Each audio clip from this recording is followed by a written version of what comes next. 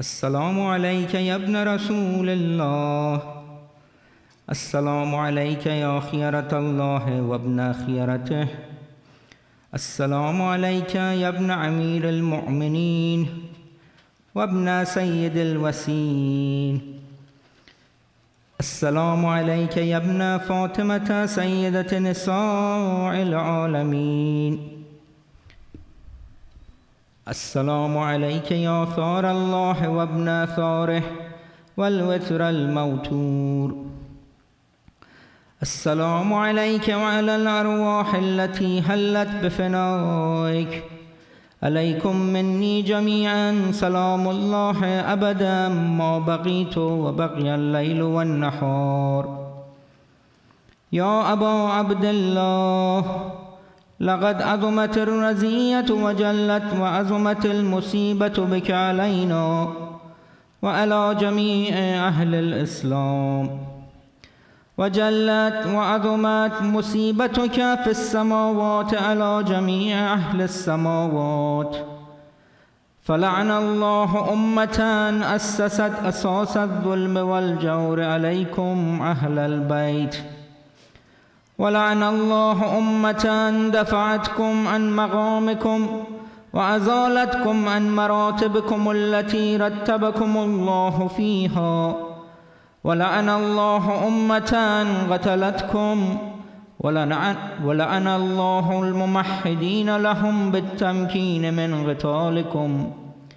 برئت إلى الله وإليكم منهم ومن أشياعهم وأتباعهم وأوليائهم. يا أبا عبد الله، إني سلم لمن سالمكم وحرب لمن حاربكم إلى يوم القيامة. ولعن الله آل زياد وآل مروان، ولعن الله بني أمية قاتبة، ولعن الله ابن مرجانة، ولعن الله عمر بن سعد، ولعن الله شمرا، ولعن الله أمة أسرجت وألجمت وتنقبت لقتالك. بأبي أنت وأمي، لقد أضم مصابي بك، فأسأل الله الذي أكرم مقامك وأكرمني أن يرزقني طلب صارك مع إمام منصور من أهل بيت محمد صلى الله عليه وآله. اللهم اجعلني عندك وجيحا بالحسين عليه السلام في الدنيا والآخرة.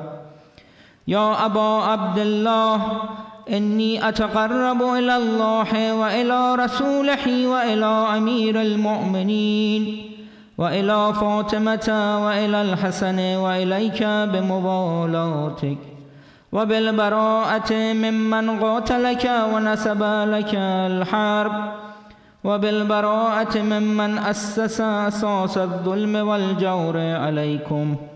وأبرأ إلى الله وإلى رسوله ممن أسس أساس ذلك وبنى عليه بنيانه وجرى في ظلمه وجوره عليكم وعلى أشياعكم. برئت إلى الله وإليكم منهم، وأتقرب إلى الله ثم إليكم بموالاتكم وموالاة وليكم، وبالبراءة من أعدائكم والناصبين لكم الحرب، وبالبراءة من أشياعهم وأتباعهم.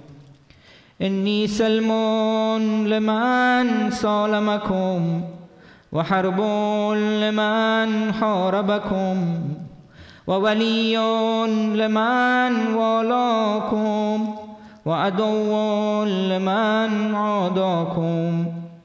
فأسأل الله الذي أكرمني بمعرفتكم ومعرفة أوليائكم ورزقني البراءة من أعدائكم أن يجعلني معكم في الدنيا والآخرة، وأن يثبت لي عندكم قدم صدق في الدنيا والآخرة.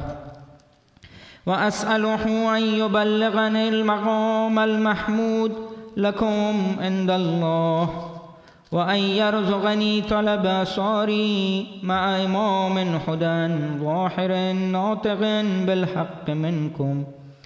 وأسأل الله بحقكم وبالشأن الذي لكم عنده أن يؤتيني بمصابي بكم أفضل ما يؤتي مصابا بمصيبته، مصيبة ما أعظمها وأعظم رزيتها في الإسلام وفي جميع السماوات والأرض.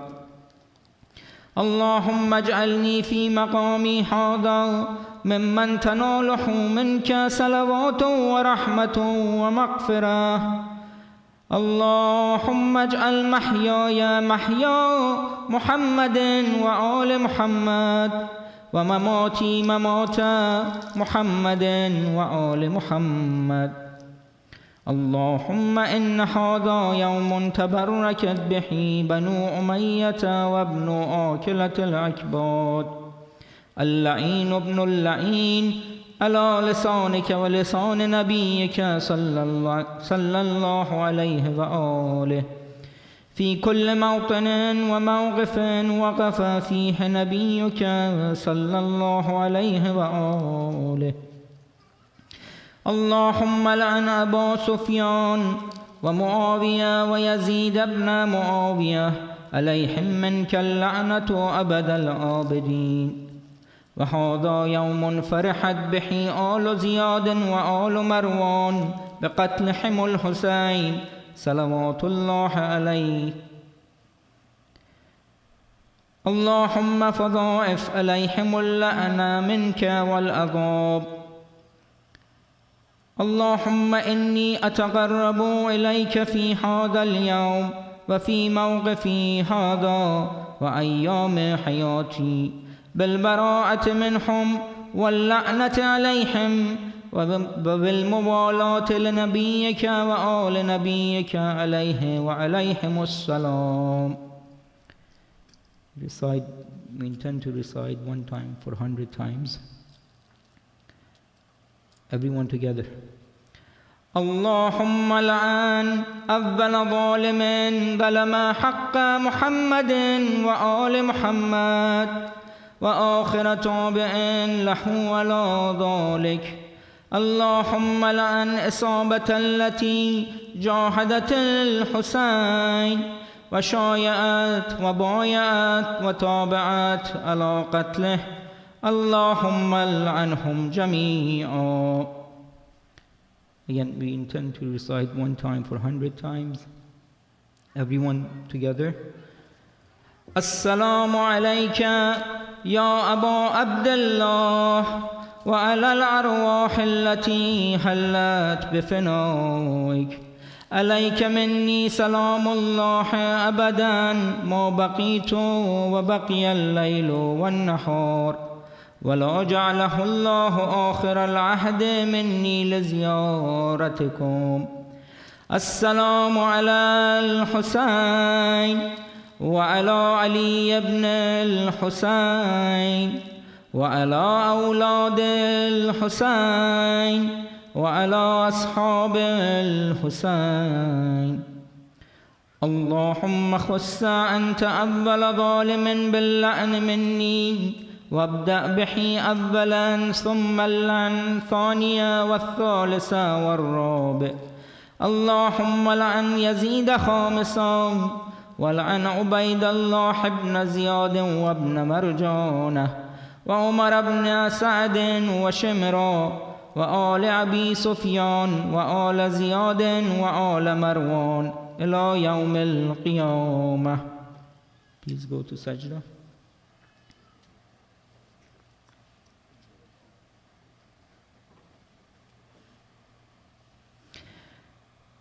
اللهم لك الحمد حمد الشاكرين، لك على مصابهم. الحمد لله على عظيم رزيتي. اللهم ارزقني شفاعة الحسين يوم الورود، وثبت لي قدم صدق عندك مع الحسين وأصحاب الحسين الذين بذلوا محجهم دون الحسين عليه السلام. صلوات.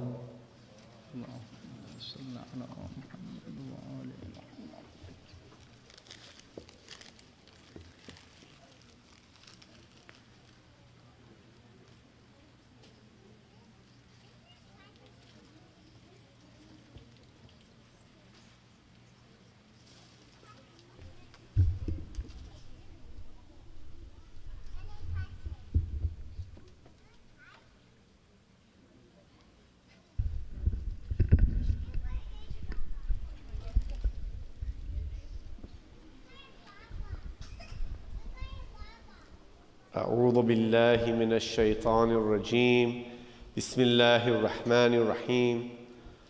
Assalamu alaikum. Welcome to everyone here and those listening in online as well. After Maghrib, we are now at the night before Ashura. Tomorrow will be the day of Ashura, the day of immeasurable and unbelievable suffering and pain for our Ahlul Bayt. And we've been progressing throughout these nights towards those days and that day with an awareness that hopefully bearing witness to these tragedies will help us in our path towards Allah and His Ahlul Bayt and being better followers of Him. As always, we're going to begin our program with a recitation of the Holy Quran. We'll bring up Zainul Abidin Hassan to lead us in that recitation with a loud salawat.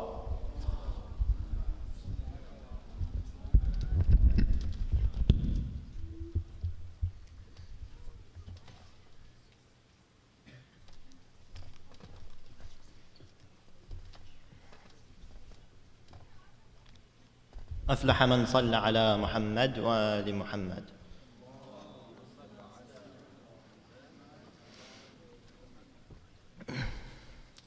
Inshallah, I will be reciting beginning from verse 38 of Surah Ghafir, which takes a brief look at a believing person from the people of Fir'aun who stood and defended Nabi Musa when he came.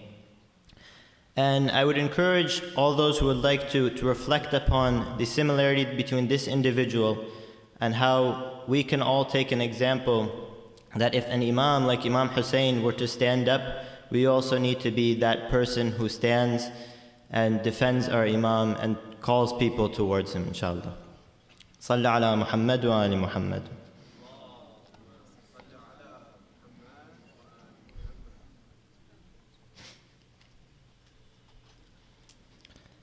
أعوذ بالله من الشيطان الرجيم.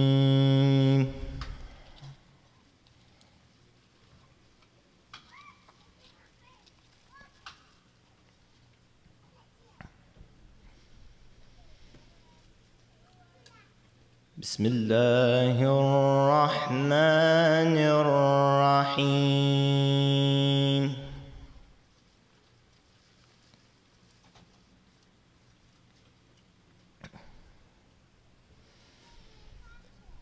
وقال الذي آمن يا قوم اتبعون أهدكم سبيل الرشاد.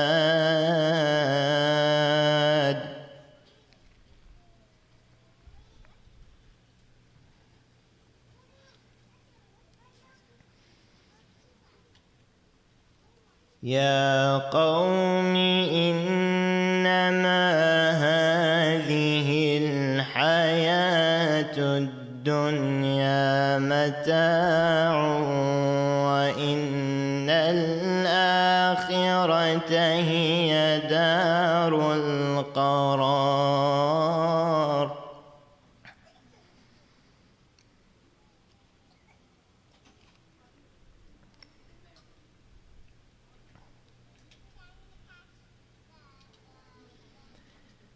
وقال الذي آمن يا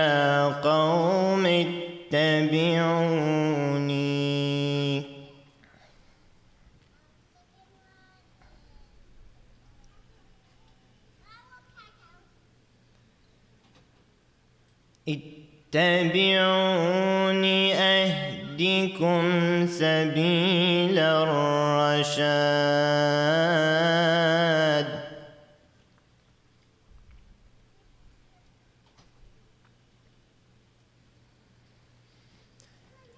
يا قوم إنما هذه الحياة الدنيا متاع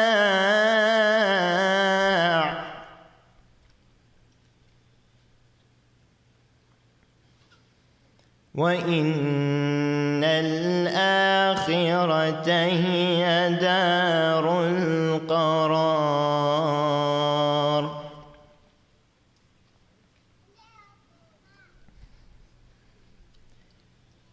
من عمل سيئة فلا يجزى إلا مثلها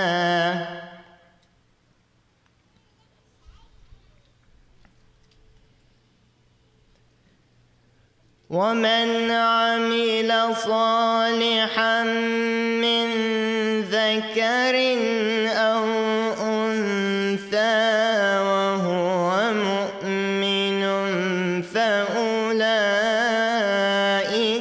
يدخلون الجنة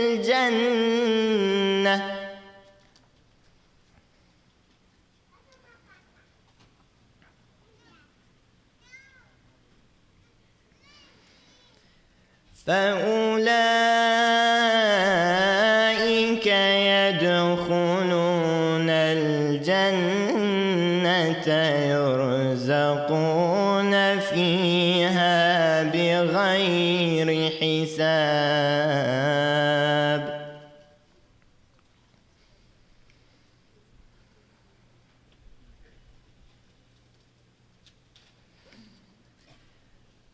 ويا قوم ما لي أدعوكم إلى النجاة وتدعونني إلى النار.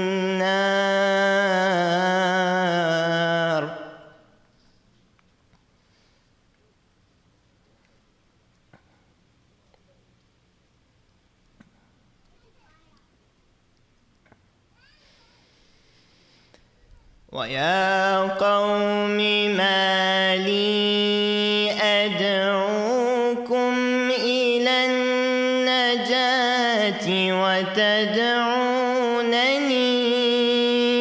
إلى النار.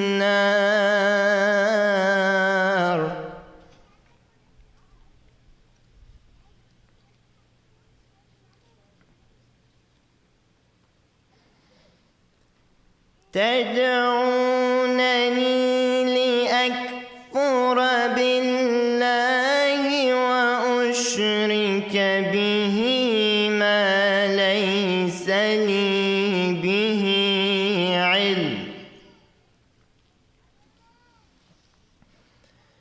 وأنا أدعوكم إلى العزيز الغفار.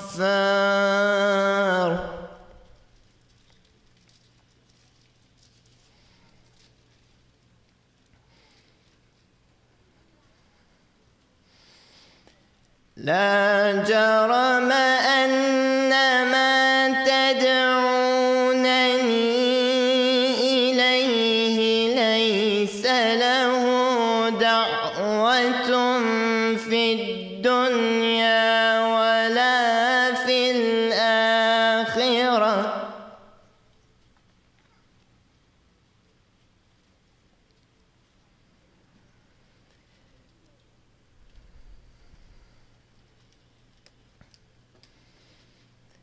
ليس له دعوة في الدنيا ولا في الآخرة وأن مردنا إلى الله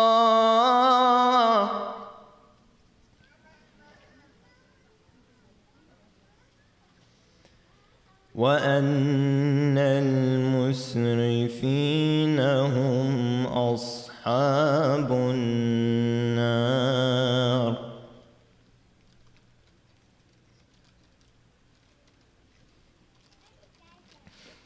وأن المسرفين هم أصحاب النار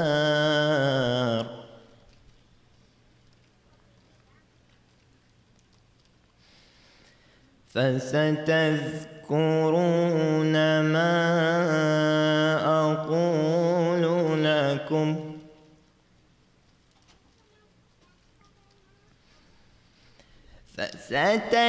فستذكرون ما أقول لكم وأفوض أمري إلى الله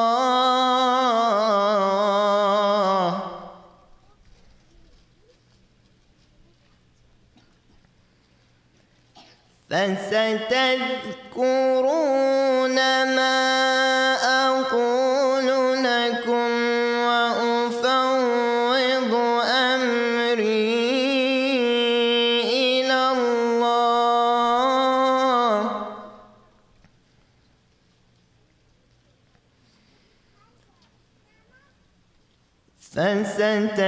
فستذكرون ما أقول لكم وأفوض أمري إلى الله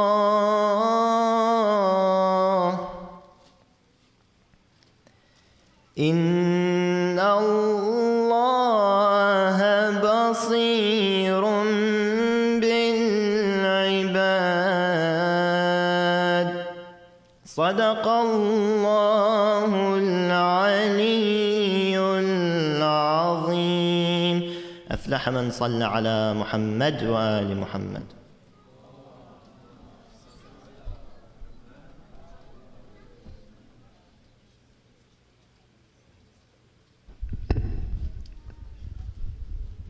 Let's send one more loud salawat for Zainul Abidin Hassan for that beautiful recitation. Allahumma salli ala Muhammad wa ali Muhammad wa ajil farajahum. For those who are not aware, across the hall, if you're interested in the Farsi program, that's beginning about now. So if you want to head over there for that program, feel free. On this side, we want to begin by acknowledging our sponsor for the evening. It is the Kazmi family. We request that you recite a Fatiha for their marhumin and the marhumin of all of those present.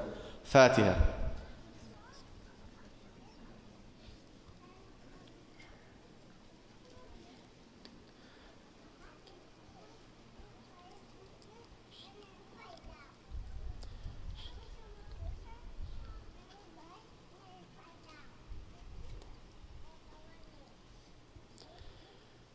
So before we start up, I'm going to request that both on the sister side and the men's side, everyone shifts forward. Please come up with a loud salawat. Allahumma salli ala Muhammad wa ali Muhammad wa ajil farajahum. There's a lot of room. Thank you so much. As with all these nights, we've done our best to have various lamentations, elegies, poems, salams, to better connect us with our Ahlul Bayt and put us in the mindset where we can truly understand, to the best of our abilities, the story of Karbala. We're going to do that once again tonight. We're going to begin with a poem from Sister Sara Chawla. We'll bring her up with a loud salawat.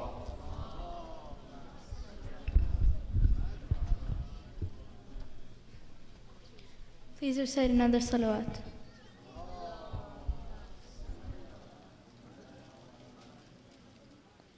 This is a poem I wrote about the martyrdom of Hazrat Ali Akbar. In the time of Fajr on Ashura, a voice began to call, Allahu Akbar, Allahu Akbar. It echoed over all. It was Ali Akbar's adhan, the Prophet's voice returned. The sky wept, for Rasulullah every heart yearned. Now it is the day of calamities, grief upon this plain, after Imam Hussein's companions were cruelly slain. Among the youth stands one, his beautiful face aglow, asking his father's permission for leave to face the foe. The Shabih of Rasulullah, the brave son of Hussain, one unafraid of death nor of being struck and slain. Go ask your aunt, the Imam said to his son, for truly you are my sacrifice, my beloved one. He went to seek his aunt's leave, his mother he did embrace, to ask for their permission, tears streaming down each face. The children clung to him, the women begged him to stay, but they knew this was his mission, he would not turn away. He mounted his horse, then turned to see his father running behind. Ali Akbar dismounted. You granted me permission. Imam Hussain said, if you had a son like yourself, you'd know. Promise you'll look back to me as you prepare to go. He faced the enemy. I am Ali, son of Hussain, son of Ali. Ali Akbar charged and struck, their fear plain to see. Layla missed her son so much, so she prayed to Allah and cried, O you who returned Yusuf to Yaqub, return my son to my side. He came back to his father, his lips were dry. Father, just a drop of water so once more I could try. Touch my tongue, my son, perhaps there'll be relief. But his father's tongue was much drier, it deepened his grief. The enemy surrounded him, a spear pierced through his chest. Ali Akbar fell from his horse, his body cut in pieces. Alayka minni salam, ya abata, he called. He did not want his father to see him in this state. Hussain ran, then fell, then rose again. O my son, call out, for I have lost my sight. He placed his cheek on his son's bloody cheek and grasped the spear tight. He cried to his father, with ease you lifted the doors of Khaybar. Give me the strength to remove this, Ya Haydar. As we await the zuhur of our Imam, we ready our hearts each day by remembering these holy figures who never turned away. In the patience of Ali Akbar and Imam Hussein's steadfast stand, may we prepare ourselves to answer Al-Mahdi's command. Salawat.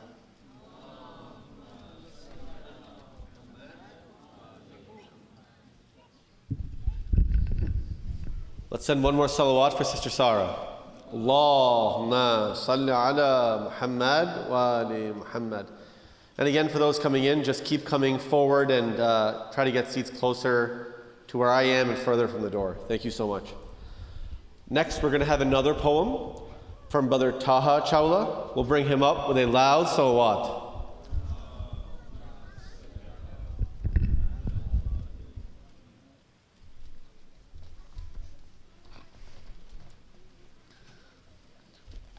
صلوا على محمد وآل محمد.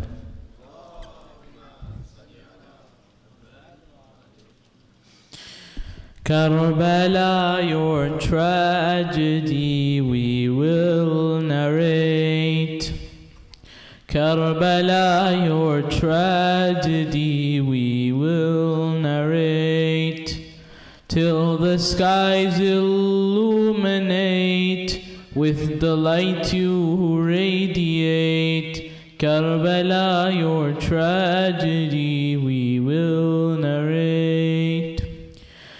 Buried in your heart the son of Fatima, warith of Adam wa Nuhu Mustafa, that Hussain ibn Ali al-Murtada, who defied every dhulm of ashqiya, with his final call you still reverberate. Karbala, your tragedy we will narrate, till the skies illuminate with the light you radiate. Karbala, your tragedy we will narrate. He who taught us how to brave adversity, never compromise on your humanity. He who fought malice with generosity, and became the standard of integrity. Only if his model we could emulate. Karbala, your tragedy we will narrate. Karbala, your message is pristine and pure. Never be unjust, nor injustice endure. Wealth and power never should inspire awe. Everything you heard and everything you saw, till our final breath we shall commemorate. Karbala, your tragedy we will narrate, till the skies illuminate with the light you radiate. Karbala, your tragedy we will narrate. Karbala, you would be lost in history, and Ali Akbar wa Abbas Jari, were it not for your Sa'ib bint Ali in the court of arrogance and tyranny. Now forever will your sermon resonate. Karbala, your tragedy we will narrate.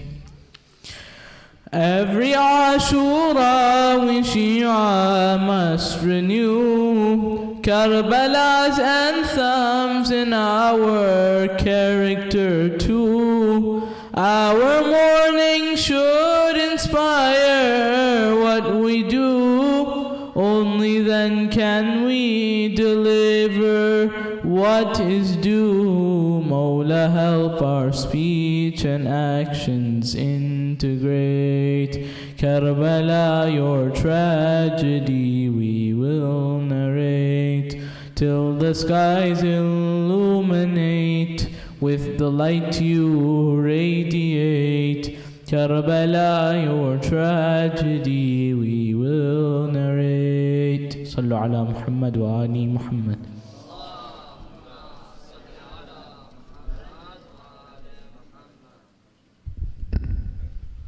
Ahsant. Let's send one more loud salawat for Taha Chawla. Allahumma salli ala Muhammad wa ali Muhammad wa ajjal. Before we continue on, I'm going to make a regular reminder because there's going to be a lot less space in the back in a couple minutes. So let's all come up a little bit more with a loud salawat. Allahumma salli ala Muhammad wa ali Muhammad. And if you're hesitant thinking that you're going to be bumping up against the sister side, that's the blue line there. So there's plenty of space all around. Our next reciter is going to be Muhammad Ibrahim. He's going to recite a salam and we'll bring him up with a loud salawat.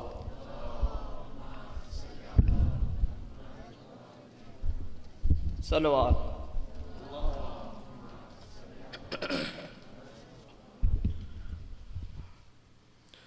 O moon of Muharram, what did you see? Did you see what befell Hussain ibn Ali? O moon of Muharram, what did you see? Did you see what befell Hussain ibn Ali? Did you weep tears of blood? Were you struck with grief when the heart of Rasul was crushed like a leaf? Did you weep tears of blood? Were you struck with grief when the heart of Rasul was struck with grief? When the king of martyrs sacrificed all, as Muhammad, Ali and Zahra foretold? as Muhammad, Ali, and Zahra foretold. O moon of Muharram, what did you see? Did you see what befell Hussain ibn Ali? Did you see Akbar fight to the death? So brave on the field till his last breath. Did you see Akbar fight to the death? So brave on the field till his last breath. Did you see an old father lift his son, devastated, broken, all alone? Devastated, broken, all alone. O moon of Muharram, what did you see? Did you see what befell Hussain ibn Ali? O moon of Muharram, what did you see? Did you see what befell Hussain ibn Ali? Did you see a young boy, just 13 years old, fight brave for Islam, so strong and bold? Did you see a young boy, just 13 years old, fight brave for Islam, so strong and bold?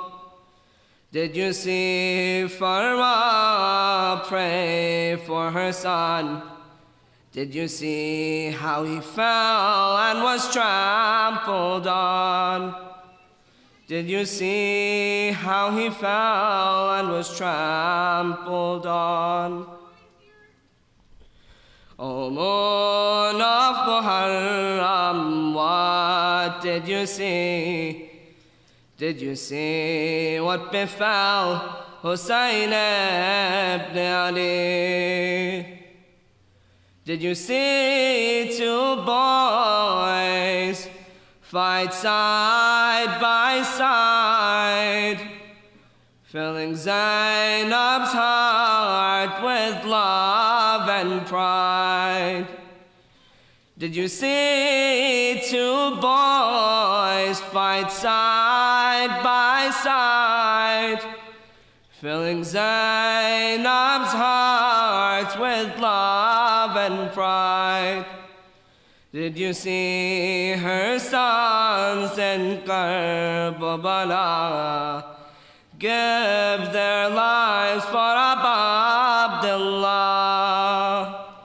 Give their lives for Abu Abdullah. O moon of Muharram, what did you see? Did you see what befell Hussain ibn Ali? O moon of Muharram, what did you see? Did you see what befell Hussain ibn Ali? Salawat.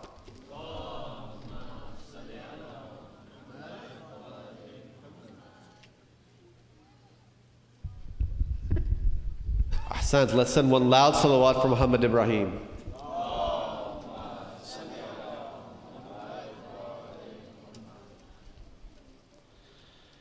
This will be my last request, because I'll be down there soon. So if everybody could just shift up one last time with one loud salawat. Allahumma salli ala Muhammad wa ala Muhammad.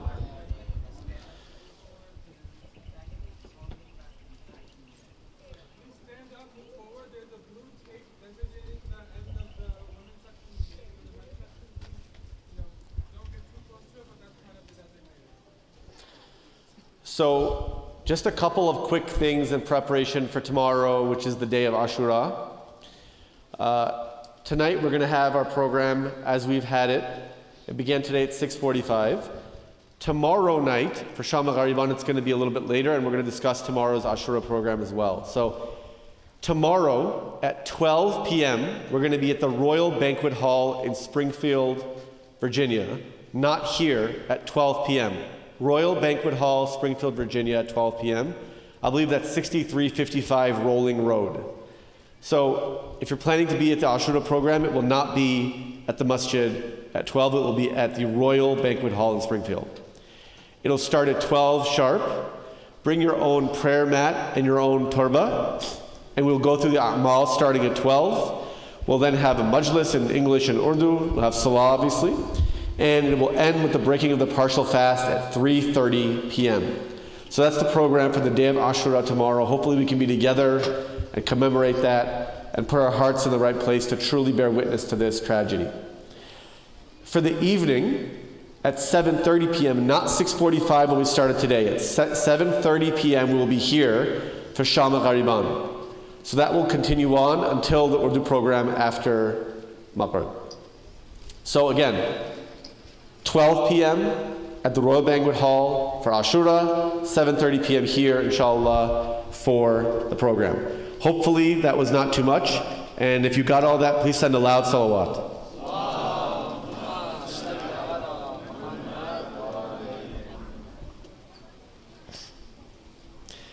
We've been incredibly fortunate the past 9 nights or so to have Shaykh Bilal Hussain with us. He's taught us truly a lot throughout these nights, and we're excited to continue to learn from him tonight. Shaykh Bilal is in charge of the Beit al-Quran Center in New Jersey, and he also is the managing director of the Zahra Trust USA, which does invaluable work helping widows, orphans, and those in need overseas. We're fortunate to have him with us, and we'll invite him up with a loud salawat.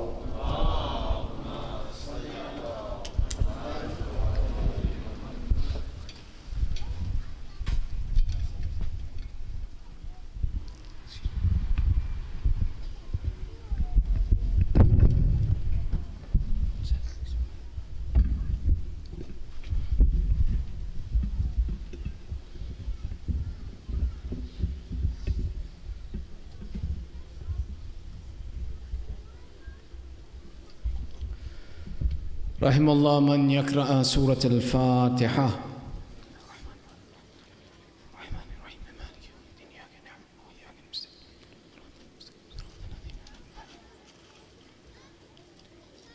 أعوذ بالله من الشيطان الرجيم. بسم الله الرحمن الرحيم. رب اشرح لي صدري ويسر لي أمري واحلل عقدة من لساني يفقهوا قولي. الحمد لله رب العالمين، ثم الصلاة والسلام على سيدنا ونبينا وحبيب إله العالمين أبي القاسم محمد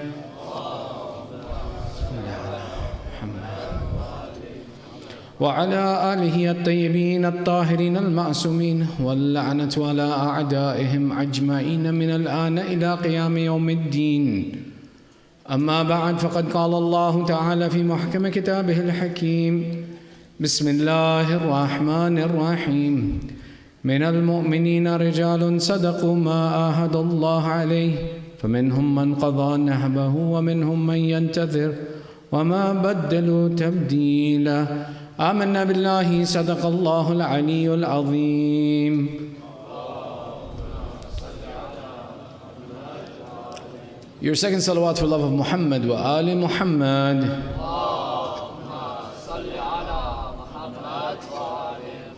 And your loudest salawat for ta'jeel faraj sahib al-asr wa zaman. Allahumma salli ala Muhammad wa Ali. There's quite a bit of material to get through. We're going to skip the fiqhi part tonight, and inshallah, if Allah gives us tawfiq, Tuesday night, which is our final majlis together, we'll go through some more of the ahkam of the process of death and dying as well. We were having our conversation yesterday around the concept of the economic system within the virtuous society or the righteous society, and how economics is a fundamental part of that conversation. We had gone through those which are the wajibat of a community that they have to maintain in terms of the religious taxes, the differences between them and their application. The larger conversation around economics within a Muslim community is something we didn't really get to address, and it's an important element to talk about, first and foremost from the principle that economics is the foundation upon which Islam was established. That Islam was established on two elements, the sword of Ali and the wealth of Sayyidah Khadija. The wealth of Sayyidah Khadija was one of the necessary elements for Islam to exist and persist, and it was one of the protections that those who were the enemies of Islam knew that if we break the financial system of the community, that the community would dissolve, which is why there is the boycott of the Muslimin, where they were relegated to Shahe Abi Talib and were kept out of the community in the focus of saying that if we break their economics, the community will fail. And it was the mercy of Allah that through the wealth of Sayyidah Khadija that the community persisted and was able to survive that instance. And one of the descriptions that comes to say is to say that Allah is not muhtaj, is not in need of anyone. He chooses to give someone the authority. And that it was an explanation that Sayyidah Khadija and putting her in that position was, and that her being the source was a demonstration of showing that this role of economics is not restricted to one or the other, but rather is valuable in all elements, and that Allah is not in need of anyone. Rather, He gives that permission to show the authority that He wants to place in that. So economic activity is a cornerstone of any good community. But one of the mistakes that other communities make, where Islam treats it differently, is the relationship between performing business and earning income. Western society, contemporary society, creates this mulazima, this correlation from the idea that the harder you work, the more money you make. Islam doesn't exactly agree with that, as a matter of fact. Islam teaches us and says that rizq is in the hands of Allah, that He will provide. But working and having a business or having an opportunity to go out there is within itself a desirable activity to possess. Let me see if I can explain this correctly. We say the harder you work, the more you'll make. But you can find people who, for example, they may make a lot of money, but there's no barakah in their wealth, meaning there's never sufficiency.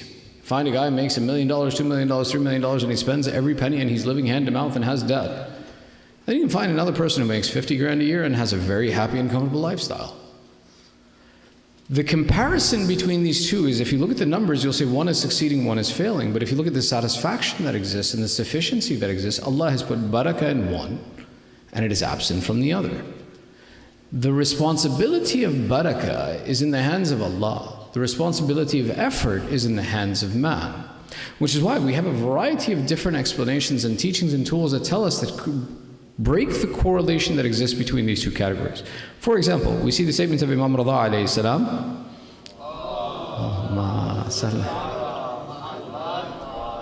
There's a bit of a delayed reaction there, sorry, we'll work on that together. الذي يطلب من فضل الله عز وجل ما يكف به إياله أعظم أجرا من المجاهد في سبيل الله عز وجل. He who seeks the grace of Almighty Allah to provide enough sustenance for his dependents will have a greater reward than fighting for the sake of Allah. The idea of going out and looking for sustenance and going out through this process is within itself an ibadah. Our Prophet would explain there are 70 doors of ibadah, and the best door of worship of Allah is through seeking a halal sustenance.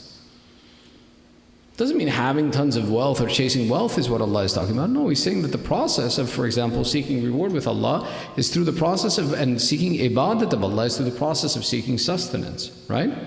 Our sixth Imam Ja'far ibn Muhammad as-Sadiq alayhi salam.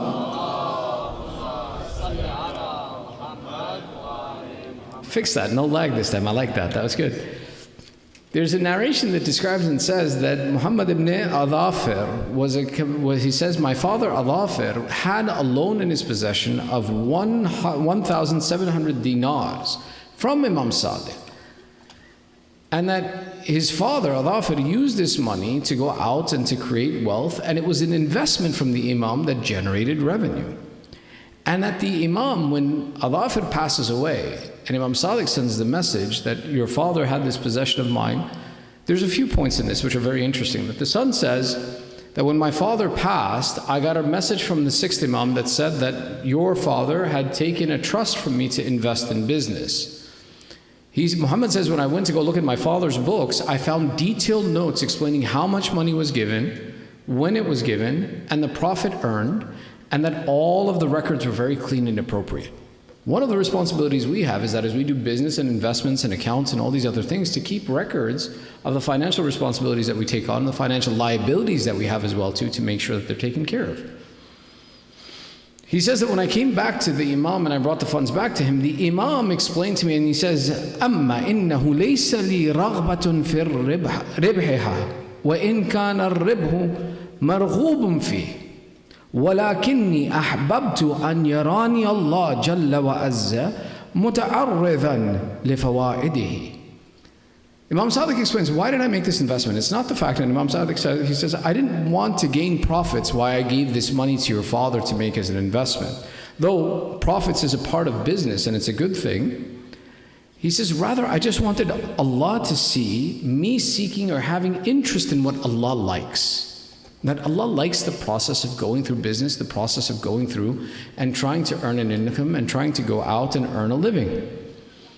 Which is why the important part of how Allah describes this and the separation, why I said that doing business and doing work is one thing, earning an income is another. Which is why the Ayyamah would explain, إِذَا فَتَحْتَ بَابَكَ وَبَسَطْتَ بِسَاطَكَ فَقَدْ قَضَيْتَ مَا عَلَيْكَ. The Ahlul Bayt would explain that when you go to establish a business and earn an income, if you open the door to your shop and stretch out your rug and put out your wares, you've done perfectly exactly what you're required to do. Meaning the over-exaggeration that, oh, I have to make money, I have to work very hard, I have to work very hard. No, if you put out the right process and go through the right materials, income comes. But this idea of going out and looking for an income is something matloob and desired by Allah. We make it that this correlation is very strong, that no, the harder I work, the more money I make. It's not necessarily true. The obligation is that I go out and I exert effort, but don't exert all of your effort in this affair. We have statements, for example, that our Imam would explain, and he says that there are two desires in a man that are never fulfilled. One is the desire for wealth, and the other is the desire for knowledge.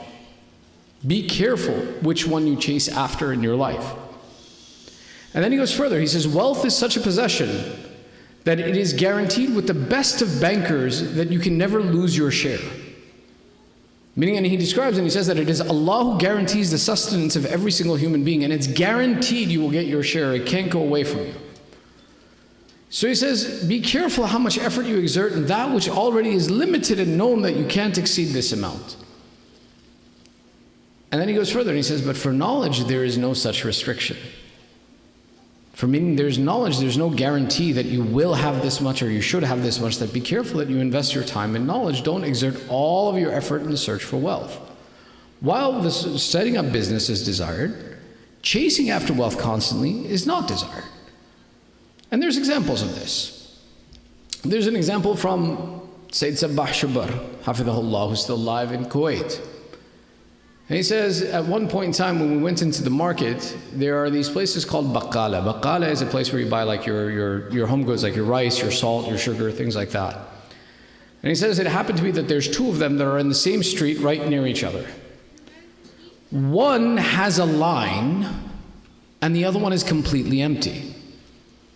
But they sell exactly the same things. It's the same sack of sugar that he's taking a kilo out of and giving. It's the same sack of rice he's taking out of and he's giving. But one guy is incredibly busy. The other guy has nothing going on. So the story comes that a man walks up and he sees this line of people waiting. And he's like, I just need to buy some sugar. Should I stand in line or go to that shop that's empty?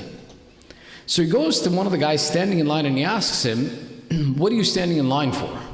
To first determine, is he trying to buy something that only this shopkeeper sells? And he says, I'm standing in line to buy a kilo of sugar. So the guy says, from him? He says, yeah, from him. He says, but what about that other shop? He's selling sugar too. Why don't you just buy your sugar from him? There's no line there. He says, no, the sugar in this shop is sweeter than the sugar in that shop. Can sugar be sweeter than one chocolate? No, I can't. But the perspective was presented in such a way that the people buying in the shop thought this shop is better, so I'd rather stand in line to buy from this guy than go to somebody else and buy without benefit. The reality of this comparison was to say that there is barakah that Allah has placed in one, and the other is missing that barakah. This is where I talk about the concept of correlation between economic activity and earning wealth is not a direct correlation. You would assume, right, that both of them are selling identical products from the identical sack. One is selling, one is not. Is it because of the way he put out the sack? Is it that he's cheating? He's not doing any of those things wrong. But if your entire view is that it's entirely about the effort that I exert in my business, you're going to miss the fact that the right of earning an income is in the hands of Allah, not in the hands of humanity. Which is why Sayyid Shabbat explains, he says, the difference between these two is not necessarily of the fact of how the shop was laid out, or what color the shop was, or where the location was, but many times there are so many other things that we do in our life that reduce our barakah. For example, one man, when he gets up in the morning, he complains, not again, now I have to go open my store. Another one may begin the day by thinking about Allah. Let's, inshallah, stop for a second and move forward. Sallu ala Muhammad wa ali Muhammad.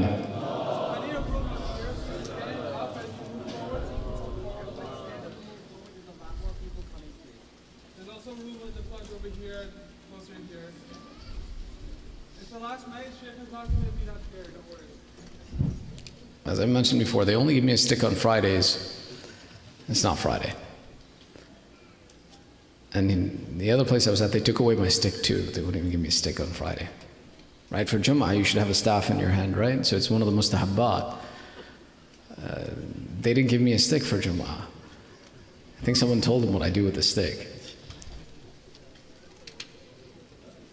The explanation around the discussion is that it's not always about what you're doing in business. It's about if the fact that Allah is the one who is giving you rizq and barakah, am I keeping Allah in my life or not? And if I'm not keeping Allah in my life and not following His ahkam, why would I imagine that I should still get the bounties that He's willing to give?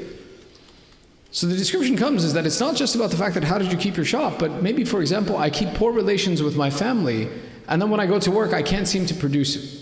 I can't seem to gain value. I can't seem to gain traction. Maybe it's the fact that I don't think of Allah and begin my day with Allah, and then therefore the fact is that there's no barakah in my business because I believe in the process that, or in my profession because I'm believing in my strength as opposed to acknowledging the authority of Allah. Amongst all the variety of activities, of financial and economic activities that a person can have, one of the most recommended activities is business. And the reason for that is that you go through the process when you're in business and build your connection directly with Allah. See, when you're in a position of employment, and employment is good too, no one said employment is bad, employment is good too, but in employment I believe that my rizq is associated with my boss, my manager. If I keep that boss happy, if I keep that manager happy, then my rizq will keep coming.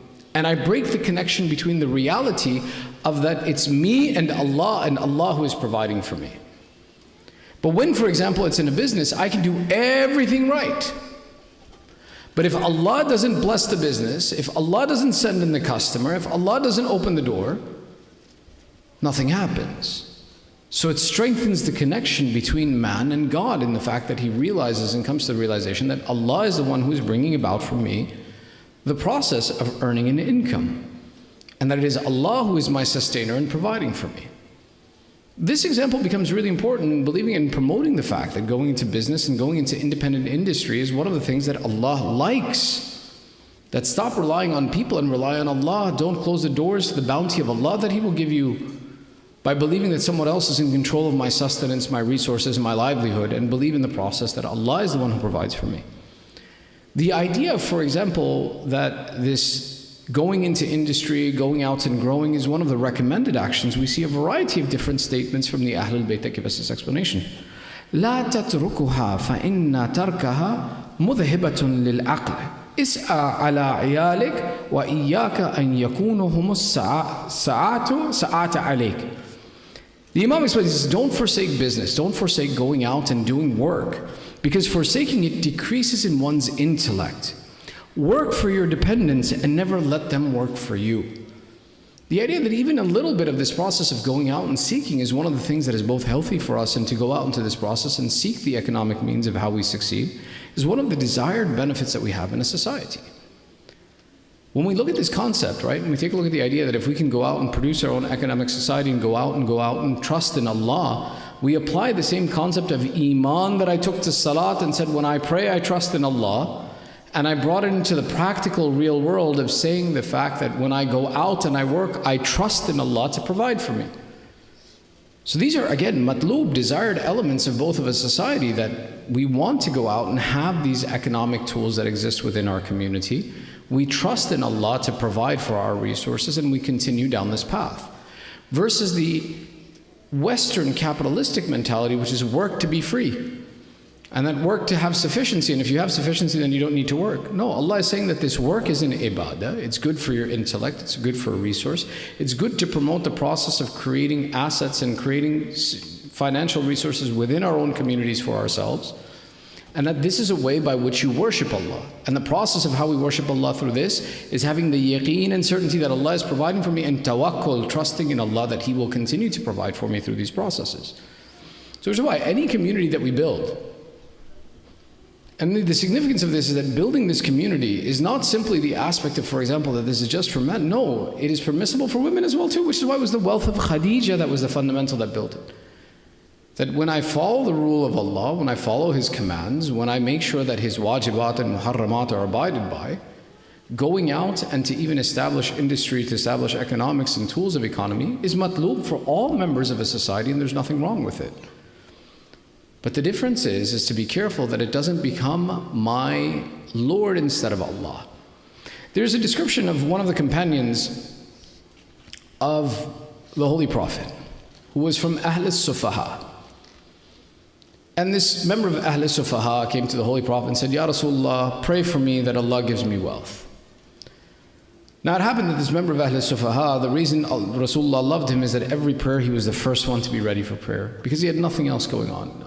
He always showed up for prayer first, was present in prayer, was present where Allah wanted him to. And when he asked Rasulullah, Ya Rasulullah, pray for me that Allah gives me wealth, gives me industry, Rasulullah makes the prayer. Jibreel comes and he says, Ya Rasulullah, do you want this for him? And Rasulullah said, yeah, he's asked me and he's a good believer, a good mu'min, I want to do this for him.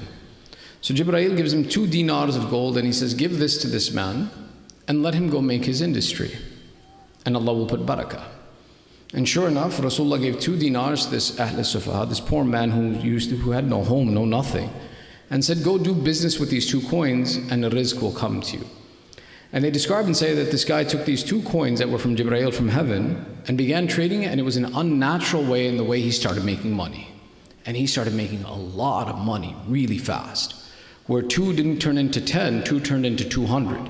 And then 200 turned into 2,000, and 2,000 kept going and going and going. Until eventually it happened that he set up his shop right in front of the masjid, and everybody did business with him. But the consequence of everybody doing business with him, he stopped showing up for prayers. He stopped coming for salat. And it happened at one point in time that when it comes time to pray, that someone comes to him and says, aren't you going to come in to pray? Aren't you going to come attend salah? He says, don't you understand? I'm waiting for someone to bring me my money. How can I go in to pray? What if they come with my money while I'm gone? How can I go to pray until I have my money? And this news is brought back to Rasulullah. And Rasulullah realizes, what did this wealth do for this man? That it took someone who was pious, worshipping Allah, thinking of Allah, and took him away from this path, that money became his God, that money was what you wait for, not Allah.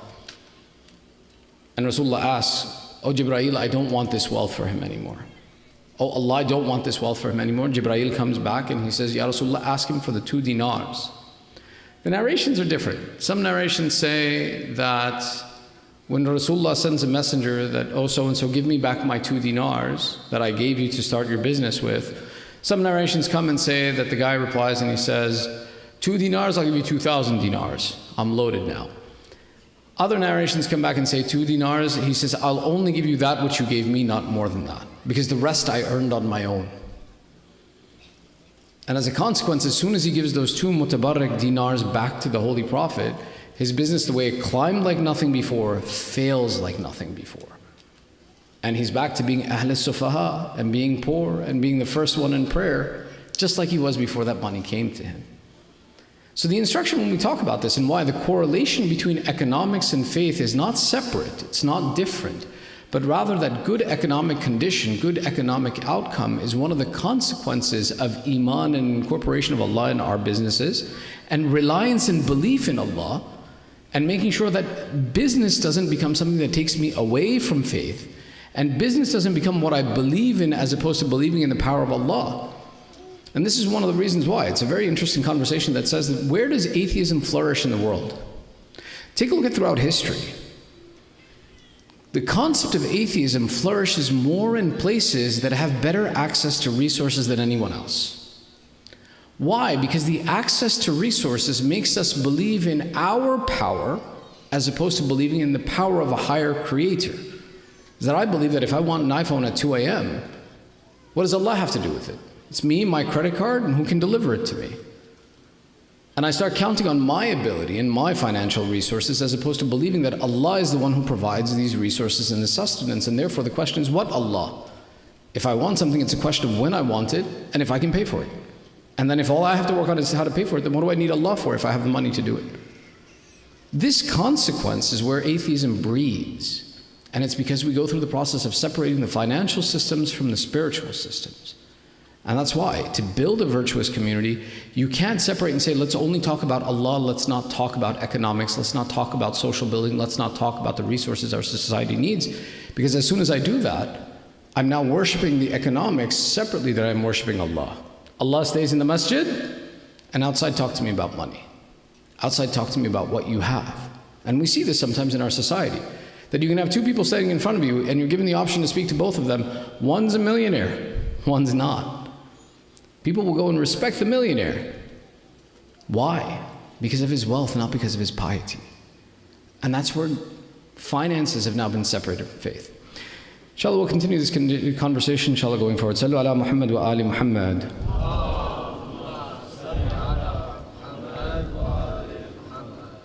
Tonight marks the night of the 10th of Muharram. The night of 10th of Muharram is not a night that we can treat like a normal night.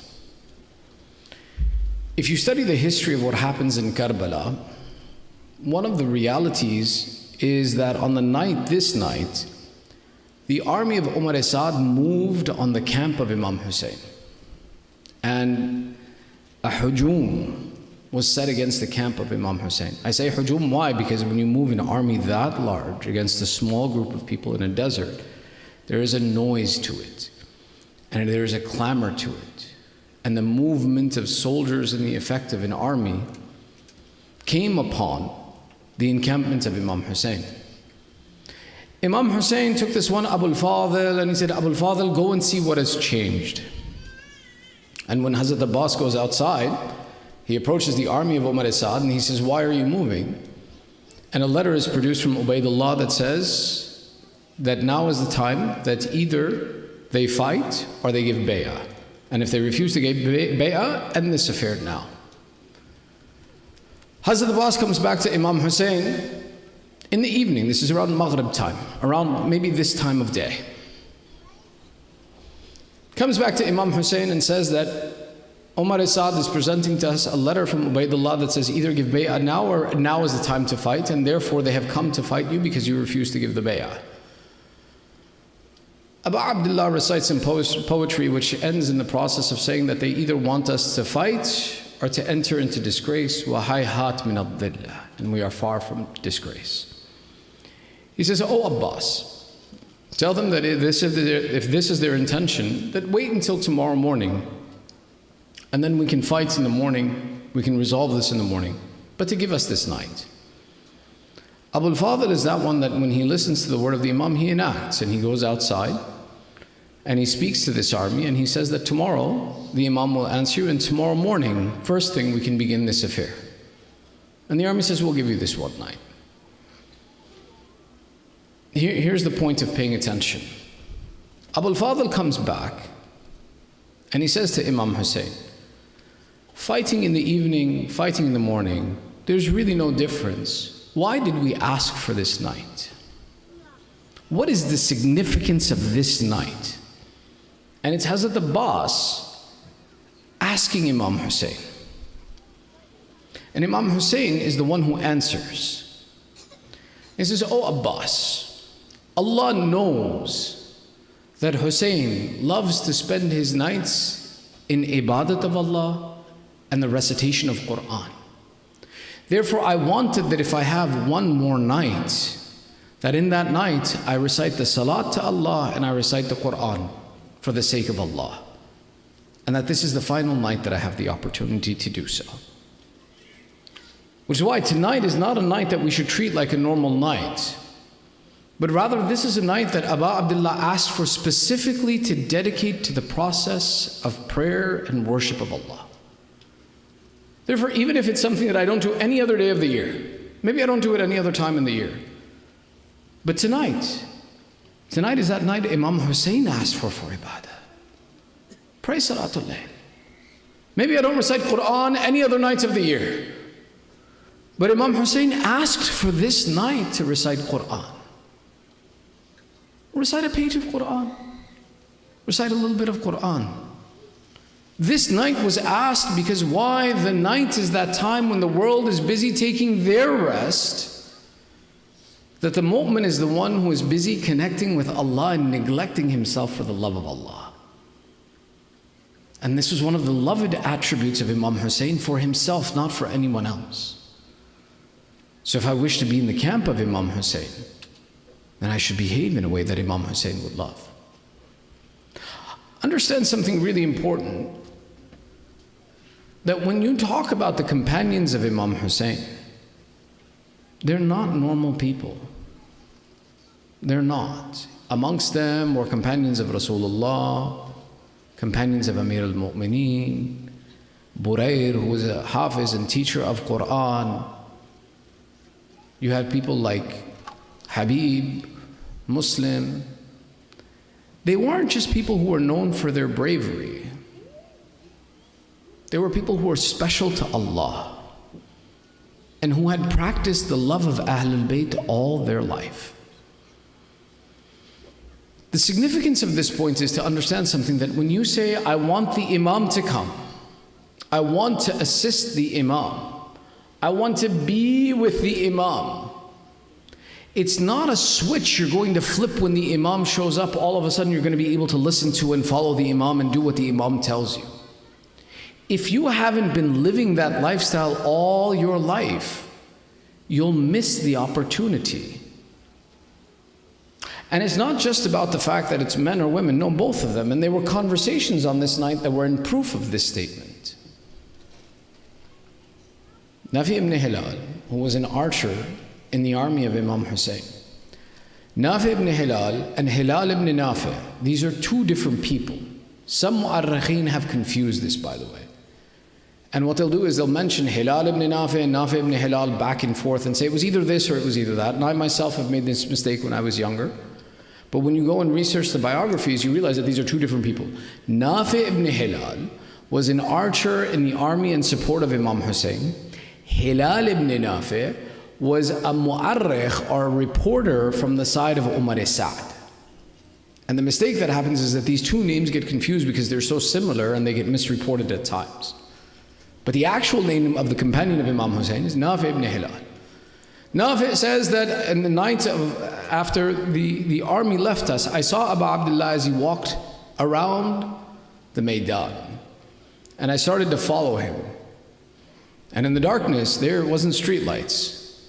Imam turned and he says, Nafi, are you following me? And I said, yes, I am. He says, Nafi, why are you following me? He says, Yabna Rasulullah, I'm afraid that someone should harass you or hurt you in this night. I want to stay with you. He says, I saw Abu Abdullah walk through the battlefield, arrange places, do different things. He says, Nafi, come to me. He says, Nafi, you see those two mountains over there? He says, Yabna Rasulullah, I see them. He says, Nafi, there's a path between these two mountains. Go, leave me now. Go through this path and go back to your family. Don't die here. Leave. Nafi says, Yabna Rasulullah, what life is there without you? What life is there with it?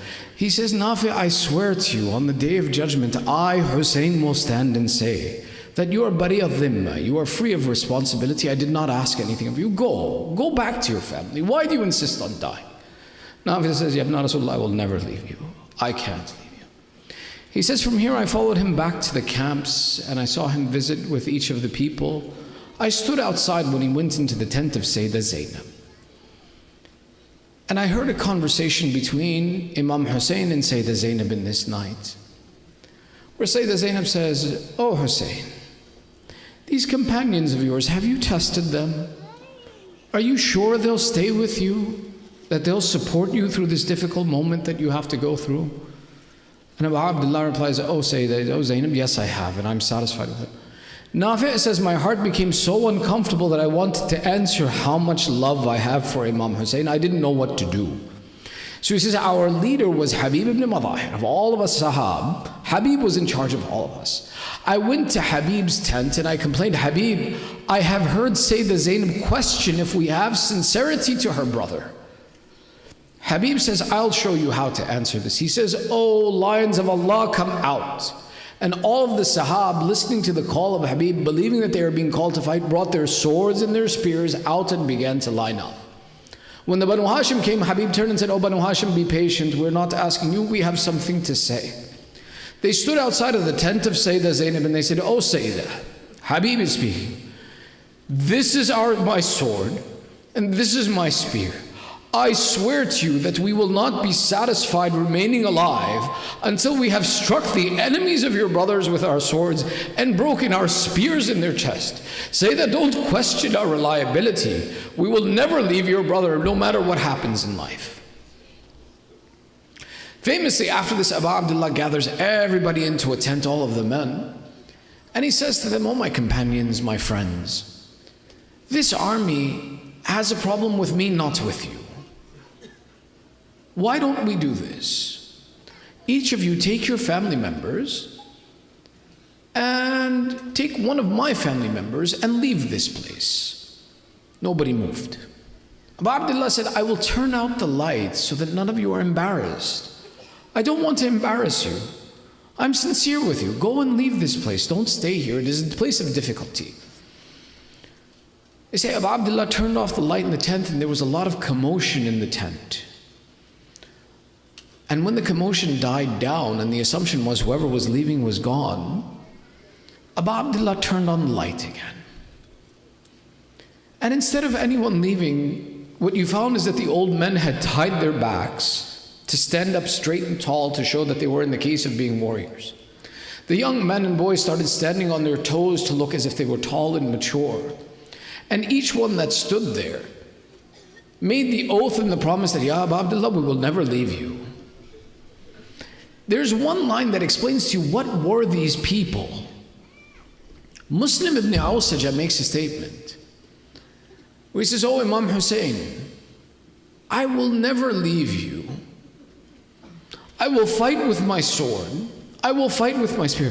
Ya Abu Abdullah, if I did not have sword and spear, I would look for stones to hit the enemies who come to you, so as to preserve your life, Ya Abu Abdullah. Zuhair famously turns and he says, Ya Abu Abdullah, if Allah killed me, if I died at their hands 1,000 times and I could raise 1,000 times, I would stand in front of you and defend you to the last. You see, this is what tells you these aren't normal people. Why? It's not wajib on someone to fight who doesn't have a sword. Muslim statement is describing and saying that even if I was excused from Allah from fighting, because I didn't have a sword, I would do whatever I could to defend you. Meaning, I'm not obligated because I don't have the resource to fight, but I would still fight for you.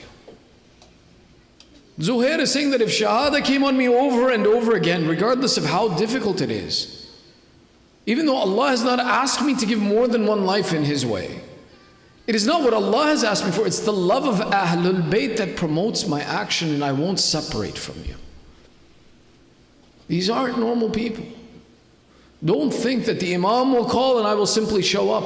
If I don't have that love and understanding, the first thing I'll do is I'll look for an excuse. I have 6 months before my degree is finished. Then I'll be more helpful to the Imam.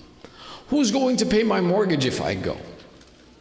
There's a conversation after this where he turns to those members of his army who had families. Khususan one by the name of Ali ibn Madahir. Ali ibn Madahir. He says to him, "Oh Ali, this is not just upon me and you that the difficulty will befall, but after we are martyred, the women will be taken as prisoners. Ali, go take your wife and take her to the clan of Asad that's nearby and leave her there so that she doesn't become a prisoner. Don't put your women through difficulty if you have made the decision of sacrificing for the sake of Allah." Ali listens to the advice of Imam Hussain, goes to the tent, goes to his wife, and he says, "Imam Hussain has given me the instruction that after the Shahada, the women will be taken prison. Come with me and take your things. I'm going to take you to the clan of Banu Asad that is nearby, and you go to your relatives. And don't be a part of this issue." Ali describes and he says, "My wife began to cry and beat her face. She says, 'You want the daughter of Zahra, Zainab, to be a prisoner, and you want me to preserve myself. You will sacrifice for Hussein and I will be the one who walks away from the children of Zahra?' She says, 'Never. If it is the daughter of Zahra that will suffer, then I will stand with her in every instance.'" This is what it takes to be the lover of Ahlul Bayt. Not to look for the excuse to get away, but look for the opportunity to execute in their love. To look for the opportunity to sacrifice for their sake. These were those companions who had that love, which is why on the day of Ashura, it was them who, when the Banu Hashim stood up and said, "We want to fight," these were those lovers of Ahlul Bayt who said, "No, you are the remainder of Rasulullah. We will sacrifice before you. You won't go to the battlefield as long as we're alive." They kept that promise with honesty. Imagine someone says, "No, let me go fight. Save your life. I will save you." And you say, "No, but you are that remainder of Rasulullah that how can I let you go sacrifice when I still exist, the one whose life is in love of Rasulullah?" These weren't normal people. To love Ahlul Bayt, to live this life, to prefer them over yourself is not something that happens by accident. It takes work. It takes effort and consistency in every moment, that thought process. What is my priority, myself or my faith? This is why that night, there was no complaints in this night. They describe and say the night before Ashura, this night, it was as if you could hear bees humming from the tents of Imam Hussain, as people were spending the entire night in ibadat of Allah. And the next day when they proceeded to the battlefield, they were like lions that could not be stopped, until each of the companions had been spent. Abu Abdullah had gone to the battlefield to collect Muslim, to collect Zuhair, to collect Habib, until eventually none of these companions remained. And now the Banu Hashim began to congratulate one another that our time has come. We have seen them present their love for the son of Zahra. We have seen these companions, how valiantly they fought for our uncle, for our father. Now we will show our shuja'at, that we are the relationships of Ali ibn Abi Talib, of Ja'far al-Tayyar. We will go out to this battlefield and present. And from amongst them, the young man who looked more like Rasulullah and talked the most like Rasulullah stepped forward to his father and said, "Oh father, my heart is now in pain. My blood boils at the fact that I have seen this army disrespect you. I have seen you go and fight for every single one of your companions as they were desecrated in the battlefield. Give me permission to go.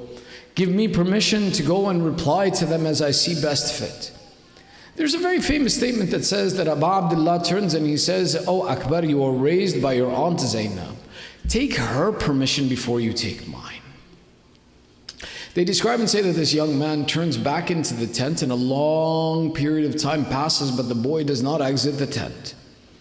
Eventually it said that Abu Abdullah goes to collect him and he finds that this Akbar is standing in the middle and there is a circle of women standing around him and they keep looking at his face and crying. And whichever way he turns to exit, as he exits, another woman grabs him and says, Akbar, 1 minute, 1 minute. When we would miss Rasulullah, we would look at your face. But after this, we don't know how we will see your face. Oh, Akbar, remain but a moment. And in this way, they kept bringing him into the middle of this circle and weeping as they would look at this young man whose appearance of Rasulullah, whose manifestation of the attributes of Rasulullah was a comfort in the family of Banu Hashim. Until eventually Abu Abdullah extricates the boy, brings him out, and gives him the permission to go. But there's a description that says that this young man, imagine now that you are a young man, you have witnessed the disrespect of your father the entire morning. You have now been given freedom to bring a reply to the enemy who attacked your father.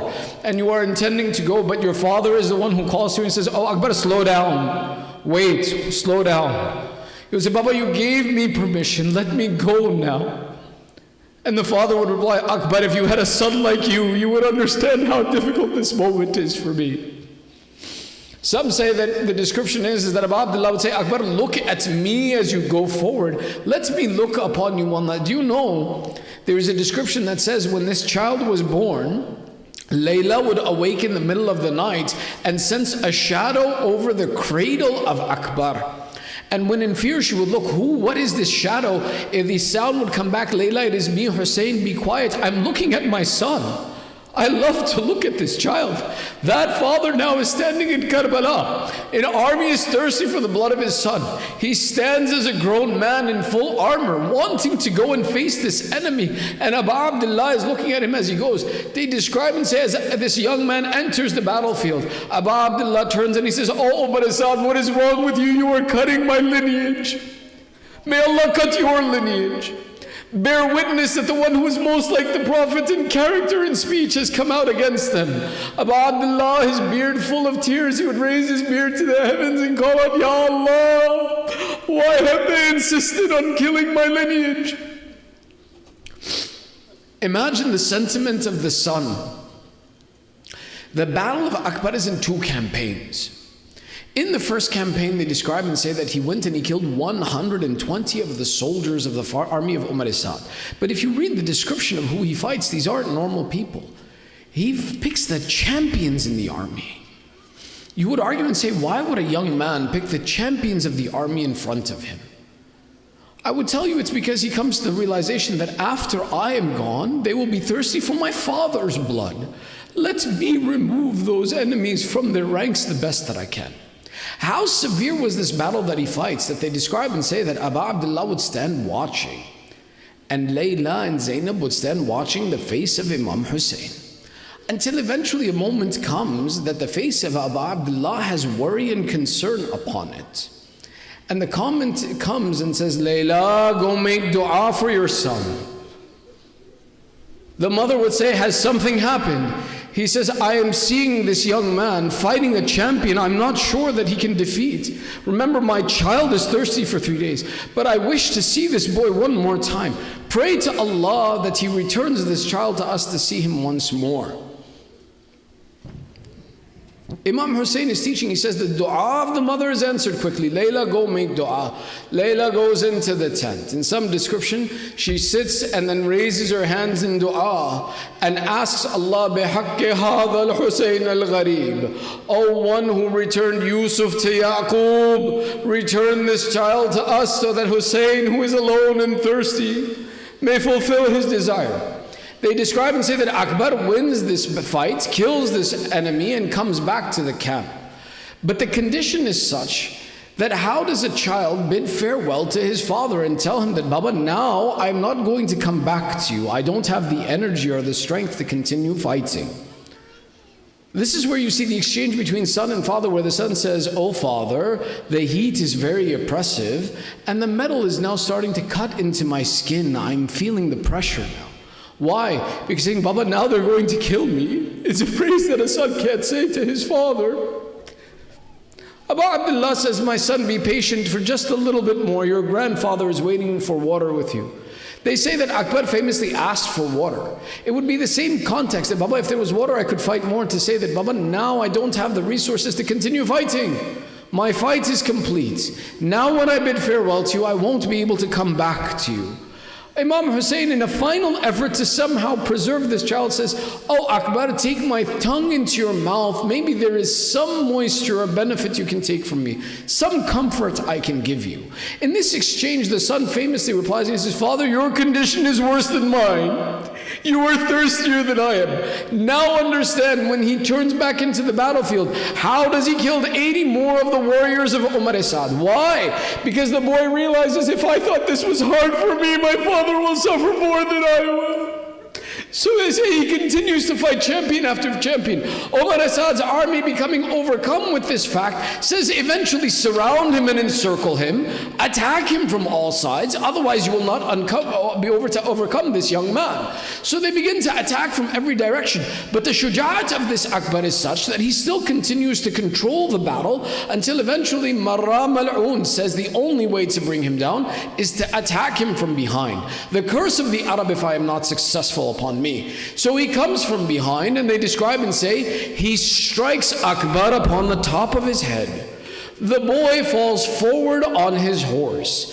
There are two things that happen in this situation. One, that Akbar pays respects to his father, that now you will not see me, my condition is beyond repair. And he says, "Alayka minni salam ya abata." That salam that has no jawab required, that shows you the love the boy had for his father. "Baba, this will be difficult for you. Don't answer my salam even. Don't come to me." The second thing is the boy falls forward on his horse. The Arab horses that will be trained for warfare were known that when a rider falls forward on the horse, to return back to the camp because the rider is now no longer in the condition to fight. Akbar falls forward, but the blood from his head is so profuse that the horse is blinded by the blood. He proceeds into the camp, but instead of the camp of Imam Hussain, he proceeds further from Imam Hussain and goes into the camp of the army of Umar Asad. Now anyone who was running in fear from Akbar brought a sword, brought a spear, brought whatever they could, that this rider should not get up again. وَقَطَعَ ibn al-Hussain arban arba. They cut the child of Abu Abdullah into pieces as he was there until he fell from the horse. In this they describe that as this horse went further away, Abu Abdullah began his procession to Akbar as he came to every rider. But there is a moment that is described which is very difficult, that they say when the call came and Imam Hussain wanted to move to his son, he runs into the battlefield going to the left. Zainab, seeing the face of Hussain, turns and says, "Oh Hussain, Akbar calls you from the right of the field. You run to the left of the field." Imam Hussain replies, "Zainab, la tulumuni. Don't blame me. When I heard him call me, the light of my eyes left me. I don't know where I'm going." Which is why there is a description in the battlefield that Hussain ibn Ali called out, "Akbar, call to me. Where do I find you in this battlefield?" These final moments of the son of Hussain are famous. Why? One of our teachers would describe and say, you know what happened to Akbar in the battlefield? Because the army of Umar Asad stood and watched. He says, I have read descriptions. Soldiers of Umar Asad stood in the saddles and watched as Akbar lay on the ground and Hussain ibn Ali approached. Why? They wanted to see, how does a father bid farewell to his grown son? How does a father witness such a death where his son has been cut to pieces and live after this moment? So they stood witnessing this moment, which is why the description comes clearly. Hussain ibn Ali came, sat on his knees next to the body of his child, lowered his face, touched his cheek to the cheek of Akbar. He found no comfort. He lay on the sand of Karbala, picked up the body of Akbar and hugged his chest in the field.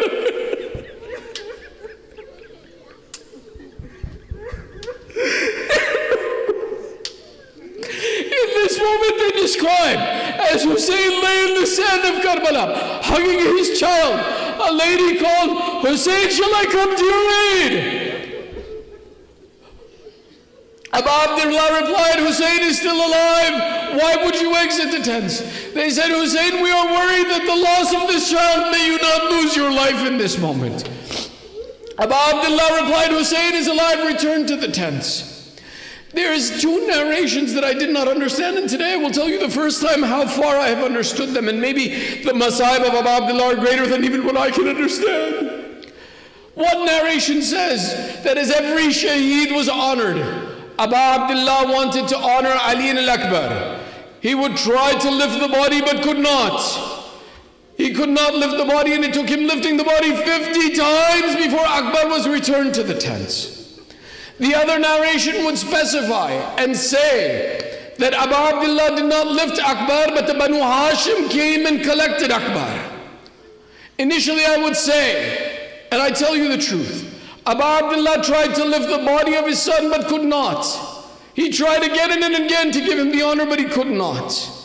Until eventually the Banu Hashim came and collected their brother. Baba, the Masaib were worse. They had cut Akbar into so many pieces. Hussain ibn Ali would try to collect the pieces of his son. He had used his abad to collect Qasim. How is he to collect the pieces of Akbar? He cannot collect the entirety of Akbar, so he calls all Banu Hashim. Come with me and collect the pieces of your brother. Hussain cannot lift this lasha alone.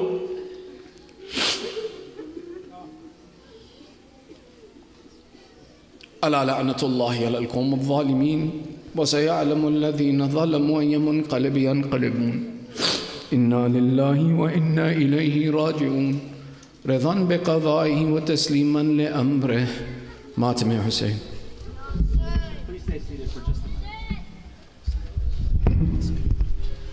Please stay seated for just a few moments here. As Allah hears your tears, as Allah sees your tears and He hears your cries and your wails, let us remember the man who is not just witnessing, not just thinking about these moments, but with his true eyes witnessing these moments. Put our hearts in the hearts of the man that right now we are told, Ashbahun nas khalqan wa khulqan bi Rasulillah, the one who looks the most like the Prophet, Imam Al-Mahdi, Al-Hujjat ibn Al-Hasan Al-Mahdi, peace be upon him, as he turns his eyes to the battlefield at Karbala. And he doesn't see the shrine right now, he doesn't see the millions of visitors. Instead, he sees the desert sands as they were then. He sees Abu Abdullah bidding farewell to his son. Let us take a moment and put ourselves into the heart and into the mind of Imam Zaman, peace be upon him, as he calls out to his forefather, Hussain, Aba Abdillah, Hussain, Aba Abdillah. From where you said, let's call on to him. Hussain, Aba Abdillah, Hussain, Aba Abdillah. Salamu alayka, O Imam Zaman, O Mawla, O Sarwar. We grieve with you tonight as we recall Ali al-Akbar. Imam Mahdi mourns deeply for his great uncle.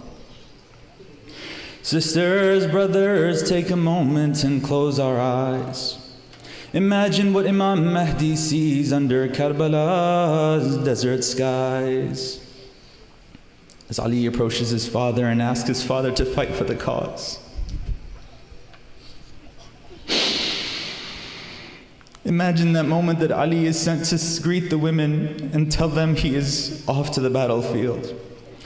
As Ali approaches his father and asks to fight for his cause, Hussain grants permission to his son, but just with a pause. At this moment, Hussain watches Ali Akbar enter the battlefield to face the enemy. Imam Hussain looks to the heavens and he calls out, "O Allah, bear witness that this man you now see was the very copy of Muhammad, your Nabi. Whenever I missed him, whenever I longed for his grace, I would just look upon my Ali Akbar's face." Imagine as Imam Mahdi is witnessing Ali Akbar entering the battlefield, he feels what is stirring in the heart of Al-Hussein. Ali Akbar is striking down enemy after enemy after enemy, repeatedly coming back for a respite, but going back into the battlefield, striking down enemy after enemy after enemy. And finally, tired and injured, bloodied, he returns to his father at the camps for one last time. Father, this thirst, it kills me. I'm parched and my throat is sore. Father, I cannot bear the weight of my armor anymore. Imam Hussain, as he embraces Ali, as he embraces his young son close. O Akbar, return to the battlefield for longer, and then soon a Nabi will give you water, you'll never feel thirst again. Back on the battlefield, Ali's courage would abound, until they converged upon him, bringing him to the ground. They stabbed at his body and they slashed at his head. They left Ali Akbar bloodied and his body in shreds. Hussain rushed to Ali, his beloved son, his very moon. Father, I see the Prophet. He says, hurry, Hussain, join us soon. Imam Hussain held Ali Akbar's close, his face to Ali Akbar's face, cheek to cheek. Ali Akbar gives his life for the path of Allah right there in his father's arms, as Imam Hussain holds Ali's lifeless body. May Allah strike down the men who killed you, my son. With you now gone, my world is dark. My life is undone. We call out to Abi Abdullah Hussain, Aba Abdullah, Hussain, Aba Abdullah, Hussain, Aba Abdullah, Hussain, Aba Abdullah. Ya Hussain, Ya Hussain, Ya Hussain, Ya Hussain, Ya Hussain, Ya Hussain, Ya Hussain, Ya Hussain, Ya Hussain, Ya Hussain, Ya Hussain, Ya Hussain, Ya Hussain, Ya Hussain, Ya Hussain, Ya Hussain, Ya Hussain, Ya Hussain, Ya Hussain.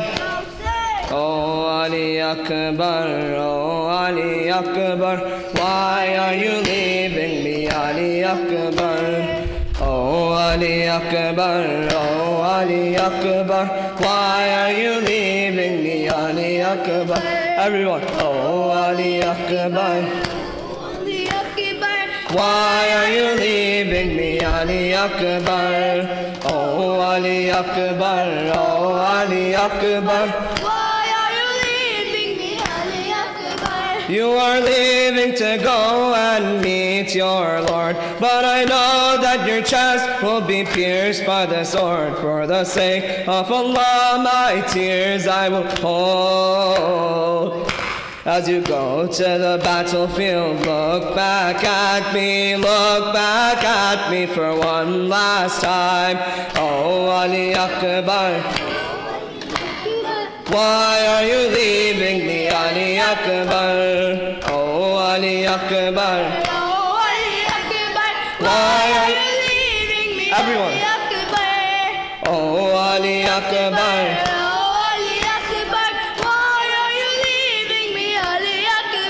how can a father let you leave his side? Your face like Muhammad shining so bright. Never have I felt pain of this height.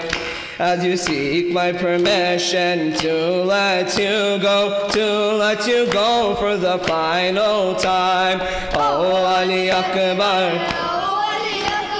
why are you leaving me, Ali Akbar? Oh Ali Akbar, why are you leaving me, Ali Akbar? From a newborn to the man you are today, on Muhammad's path you've never gone astray. Within you is a part of Hussain. You took my eyesight with you when you left this world with a wounded chest. Oh Ali Akbar, why are you leaving me, Ali Akbar? Oh Ali Akbar, why are you leaving me, Ali Akbar? I have been carrying bodies all day. Now my back is broken, I can't keep it straight. Oh my son, I am tired and afraid. When you fall down on the hot sands, I won't be able to carry you. Oh Ali Akbar, oh Ali Akbar, why are you leaving me, Ali Akbar? Oh Ali Akbar, oh Ali Akbar, why are you leaving me, Ali Akbar? You have left my arms and headed to your end. For this one moment, by Allah you were sent. That smile on your face keeps me content. But I yearn for you to turn back around and run into my arms again. Oh Ali Akbar, oh Ali Akbar, why are you leaving me, Ali Akbar? Oh Ali Akbar, oh Ali Akbar, why are you leaving me, Ali Akbar? With difficulty I reach your body, laughing at you hurt are the enemy. You're covering your chest, please let me see. When you move your hands, I see that knife pierced in your chest. Wa wayla, oh Ali Akbar, why are you leaving me, Ali Akbar? Oh Ali Akbar, oh Ali Akbar, why are you leaving me, Ali Akbar? Oh Ali Akbar, why are you leaving me, Ali Akbar? Oh Ali Akbar, oh Ali Akbar, why are you leaving me, Ali Akbar? صلوا على محمد وآل محمد.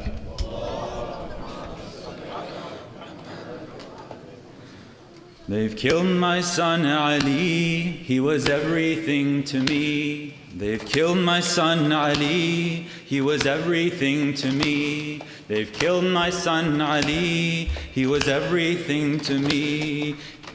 My son Ali, he was everything to me. They've killed my son Ali, he was everything to me. How could they do this? Who could be so cruel? Who could kill the man with the face of Ar-Rasul? You fought with the conviction and the courage of Haydar. How can I move on without you now, Ali Akbar? The face of Muhammad, the courage of Ali, the light of Fatima, you were everything to me. They've killed my son Ali. They've killed my son Ali, he was everything to me. They've killed my son Ali,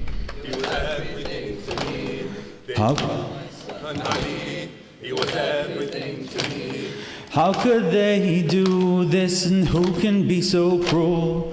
Who would kill the man with the face of Ar-Rasul? You fought with the conviction and the courage of Haydar. How can I move on without you now, Ali Akbar? The face of Muhammad, the courage of Ali, the light of Fatima, you were everything to me. They've killed my son Ali. He was everything to me. They've killed my son Ali. He was everything to me. They've killed my son Ali. He was everything to me. Despite your young age and despite your youth, you never feared death so long as you stood with the truth. Despite your young age and despite your youth, you never feared death so long as you stood with the truth. Ali, you're my heart, you're the light of my eye. How can a father bear to see his son die? Ali, you're my heart, you're the light of my eye. How can a father bear to see his beloved son die? Go with my salam from this final embrace. I bid you farewell with my cheek upon your face. The face of Muhammad, the courage of Ali, the light of Fatima, you were everything to me. They've killed my son Ali, he was everything to me. They killed my son Ali, he was everything to me. They've killed my son Ali, he was everything to me. Karbala, oh Karbala, if you only knew, the more you take away from me, the more I give to you. Karbala, oh Karbala, if you only knew, the more you take away from me, the more I give to you. Karbala, your scorching heat scalds my face and hands, and in return my Ali's blood now cools your desert sands. Karbala, your scorching heat scalds my face and hands, and in return my Ali's blood now cools your desert sands. The face of Muhammad, the courage of Ali, the light of Fatima, you were everything to me. They've killed my son Ali, he was everything to me. They've killed my son Ali, he was everything to me. They've killed my son Ali, he was everything to me. O sons of Hashem, come gather round. Help Hussain lift Ali's body from the ground. Carry my son Ali straight to the tents. Lord knows I have no strength after this. O sons of Hashem, come gather round. Help Hussain lift Ali's body from the ground. Carry my son Ali straight to the tents. Lord knows I have no strength after this. Be swift and be quiet when you reach the camp. Don't let Layla see whose body this is. Don't let Zainab see his body torn apart. How much more pain can she hold within her heart? The face of Muhammad, the courage of Ali, the light of Fatima, you were everything to me. They've killed my son Ali, he was everything to me. They've killed my son Ali, he was everything to me. They've killed my son Ali, he was everything to me. Salawat ala Muhammad wa ali Muhammad.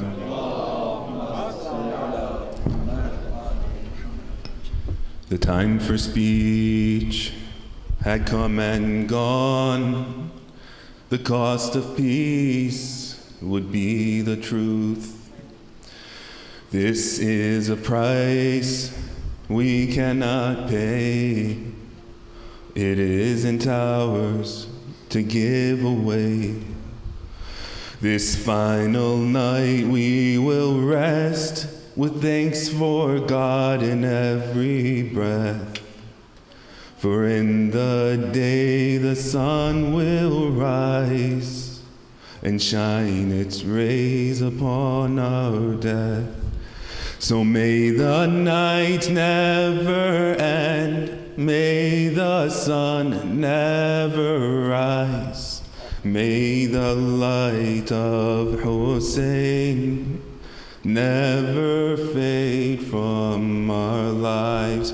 May the night never end, may the sun never rise, may the light of Hussain never fade from our lives. May the night never end, may the sun never rise, may the light of Hussain never fade from our lives. What the darkness had concealed, the sunlight would soon reveal. Hateful lies and sharp weapons turned against the best of men. Evil words and wicked lies turned virtue into a sin, to make a son of an-Nabi look like his people's enemy. May the night never end, may the sun never,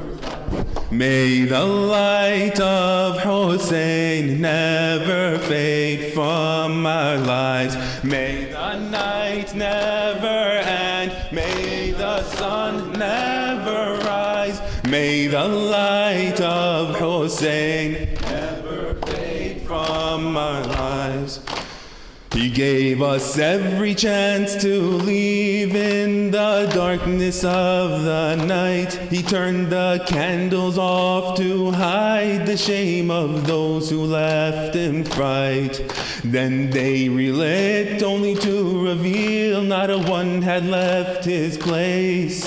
How could we ever leave Hussain and live with the disgrace? May the night never end, may the sun never rise. May the light of Hussain never fade from our lives. May the night never end, may the sun never rise. May the light of Hussain never fade from our lives. Martyrdom was on our minds, it was the object of our prayer. That night our goal was in our sight, happiness had filled the air. But in the day we cried such tears, and all the joy we had was gone. For we'd leave our master all alone when we died under the sun. May the night never end, may the sun never rise. May the light of Hussain never fade from our lives. May the night never end, may the sun never rise. May the light of Hussain never fade from our lives. Though the sun was in the sky, darkness spread across the land. They took our very source of light and trampled him into the sand.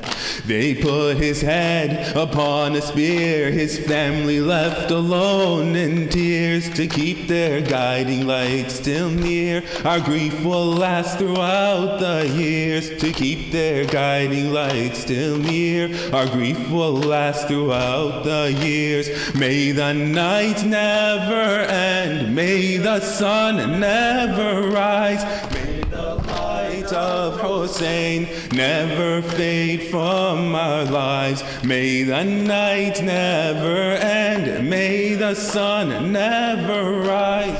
May the light of Hussain never fade from our lives. Hussain, Hussain, Hussain, Hussain. Hussain, Hussain, Hussain, Hussain. Hussain, Hussain. Hussain, Hussain, Hussain, Hussain. Hussain, Hussain, Hussain, Hussain. Hussain, Hussain, Hussain, Hussain. Waliullah Hussain, Hussain. Waliullah Hussain, Hussain. Sifur Rasul Hussain, Hussain. Hussain, Hussain. Hussain, Hussain, Hussain, Hussain. Hussain, Hussain, Hussain, Hussain. Son of Rasul Hussain, Hussain. Son of Ali and Fatima. Son of Ali and Fatima. Ibn Ali and Fatima. Slain on the land of Karbala. Slain at the hand of Ashura. Slain on the land of Karbala. Slain at the hands of Ashura. Hussain Asir al-Kurubat. Hussain Asir al-Kurubat. Yabna Yasin wa Dhariyat. Hussain Qatil al-Abarat. Hussain Qatil al-Abarat. Ya Abbas, Ya Abbas, Ya Abbas, Ya Abbas, Ya Abbas, Ya Abbas, Ya Abbas, Ya Abbas. Ya Zainab, Ya Zainab, Ya Zainab, Ya Zainab. Ya Akbar, Ya Akbar, Ya Akbar, Ya Akbar, Ya Akbar, Ya Akbar, Ya Akbar, Ya Akbar, Ya Akbar. Oh Lord, oh Allah, Lord of Hussain, heal the aching heart of Hussain. Oh Allah, Lord of Hussain, heal the aching heart of Hussain. Heal the wounds of Karbala, return to us the son of Hussain. Heal the wounds of Karbala, return to us the son of Hussain. Ya Rabb al-Hussain, Ya Rabb al-Hussain, ishfi sadr al-Hussain, بظهور الحجة بظهور الحجة. يا رب الحسين يا رب الحسين اشفي صدر الحسين بظهور الحجة بظهور الحجة. ابن الحسن المهدي سلام الله عليه وعجل الله تعالى فرجه الشريف. اللهم صل على محمد وعلي وفاطمة والحسن والحسين وعلى التسعة المعصومين من ولد الحسين. Brothers and sisters, we cried for Imam Hussain and his family. Let our Ilahi Ameens reach the heaven with the sadness and the shaking in our voices, audible to the angels in the heavens. Let our Ameens lift up to the skies as we swear to Allah, we beg Allah, we plead Allah for the sake of Panch 10. Allahumma ya Hamidu bihaqqi Muhammad. These Ameens need to reach the heavens, brothers and sisters. Allahumma ya Hamidu bihaqqi Muhammad. Ya Aliyu bihaqqi Ali. Ya Fatiru bihaqqi Fatima. يا محسن بحق الحسن ويا قديم الإحسان بحق الحسين. اللهم عجل لوليك الفرج. اللهم عجل لوليك الفرج. Oh, brothers and sisters, 5 times. Let us all repeat this dua together. اللهم عجل لوليك الفرج. اللهم عجل لوليك الفرج. اللهم عجل لوليك الفرج. اللهم عجل لوليك الفرج. اللهم عجل لوليك الفرج والنصر والعافية واجعلنا من خير أشياعه وأعوانه وأنصاره. Oh Allah, hasten the reappearance of Imam Al-Mahdi. Oh Allah, hasten the reappearance of Imam Al-Mahdi. Oh Allah, place us among the most righteous Shias of Imam Al-Mahdi. Oh Allah, for as long as we shall live, keep us on the path of Ahlul Bayt. Oh Allah, for as long as our children, our descendants shall live, keep them upon the path of Ahlul Bayt. Oh Allah, we come to you with our ailing, with our sick, with our needy. Brothers and sisters who are incarcerated, brothers and sisters who are under the rubbles of oppression and aggression. Oh Allah, we ask you, for the sake of Al-Hussain, ease the wounds of Hussain and his family with the return of Imam Al-Mahdi. Brothers and sisters, I'm going to hold a pause for just a moment. Everyone here comes with their du'as, comes with their hajat. I'm going to pause for a moment and allow you, ask Allah that which is in your hearts, and do not forget your parents, your brothers, your sisters, your friends, your family, your neighbors, those who have asked us to pray for them, those who, when they knew we were going to Majlis of Imam Hussain, said, iltimas du'a. Those who cannot be here but wish they could, pray for them.